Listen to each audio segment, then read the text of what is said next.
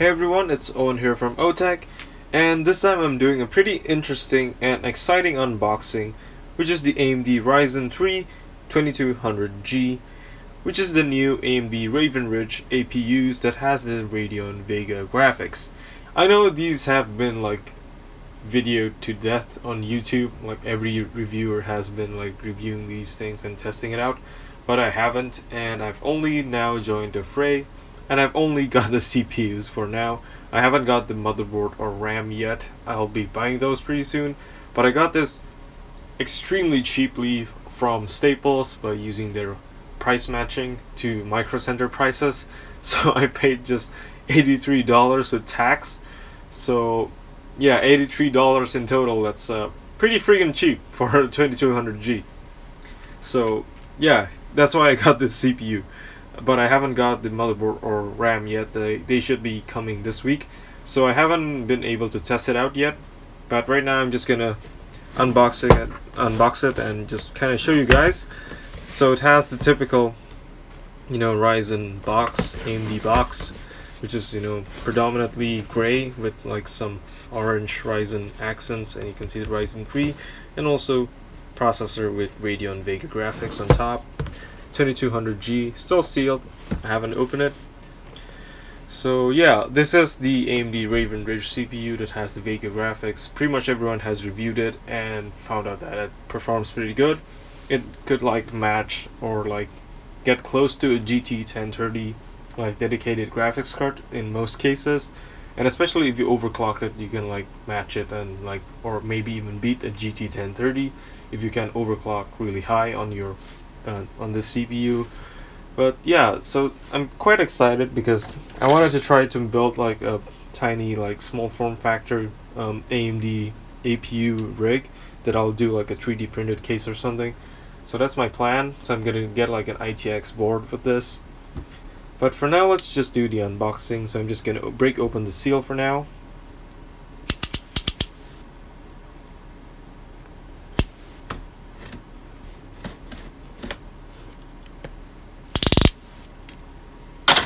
Okay, so here it is. The AMD seal is broken, so let's take a look inside. Now it does include a cooler, that's why the box is quite huge, so you can see here. And the processor itself, it's on the side, but you can see through the window. AMD Ryzen, so it has its own like small box over here with the sticker also included. But let's just take out the cooler first. And there's basically nothing else inside the box. So most of the cooler is taking up most of the space inside the box. So let's take a look at what cooler you get. Okay, so I'm pretty sure this is called the AMD Stealth cooler. I think so. Yeah. So it's the smallest one. There's just a aluminium, like extruded aluminium heatsink, no copper base or anything fancy, all aluminium. So it's the cheapest one, and it's probably the lowest performing one. But yeah, I'm gonna be replacing it with a Noctua NH-L9i on my build when I'll be doing it, once I get my motherboard and RAM and also my power supply, because I got my SSD already, and my RAM I ordered those, so they're coming tomorrow. I'm gonna be unboxing those as well. And yeah, here's the cooler. It's the smallest one. It's pretty small, so you won't probably get very far in overclocking with these. As far as I've seen, they do get pretty hot because it's not soldered. So yeah, there's that. And you can see that the fan is a typical, I think it's like a 90mm fan. Looks like it. And you also get like a braided cable, which is pretty nice because if you look at Intel stock heatsinks, they're like horrendous, like with colorful cables and like beige connectors. This is like a refreshing sight. Really nice that AMD includes a pretty nice stock cooler, at least nice looking in this case.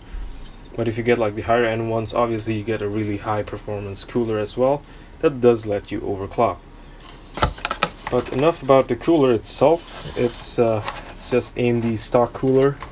Shouldn't get too interested and excited about that. Let's take a look at the processor itself next.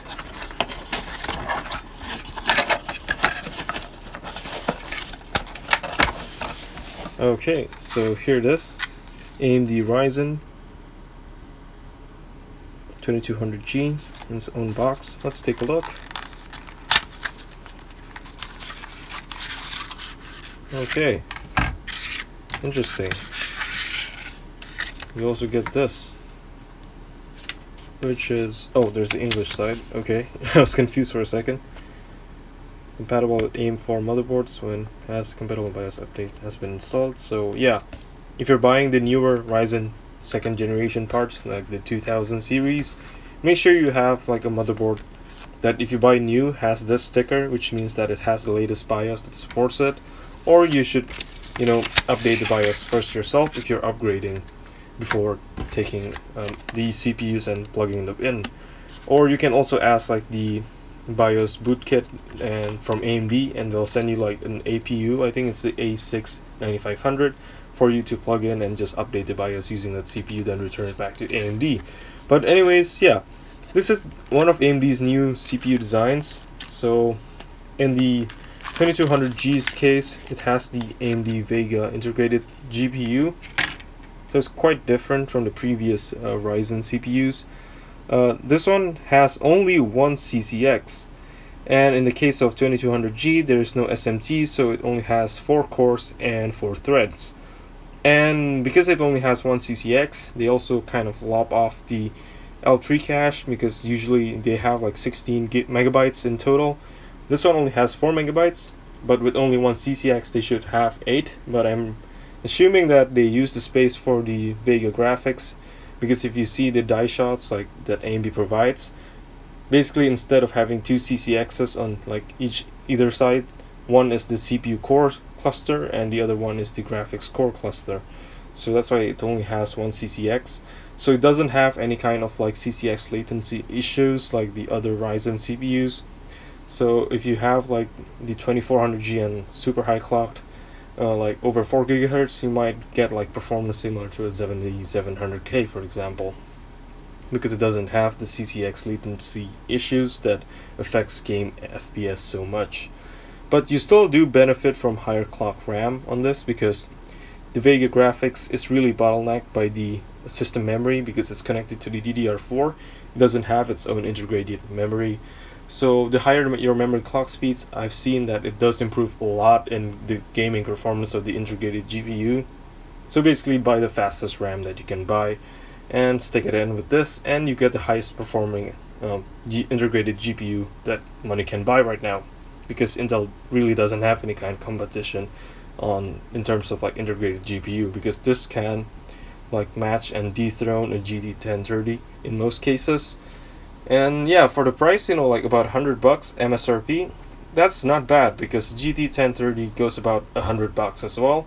So considering that you get a quad-core CPU and a graphics core that's like matching a GT 1030 for $100, well, I get this for like $76 and $83 for with tax. So that's pretty cheap. So you can see why these are flying off the shelves when people want to buy a budget build. And especially, as far as I know, like in third world countries like Indonesia, these really do sell really fast, because people that want cheap systems would just use a Ryzen APU and don't even bother with graphics card at all, and have a pretty good gaming experience. So yeah, that's part of why the APU series is quite appealing. And I guess I should also show you the installation instruction booklet that AMD provides. So yeah, not sure what they show here. I mean, it's just installing CPU. You just plug it in. Okay, so it does show a step-by-step guide on how to install CPU, I guess, and the cooler onto a motherboard. Interesting.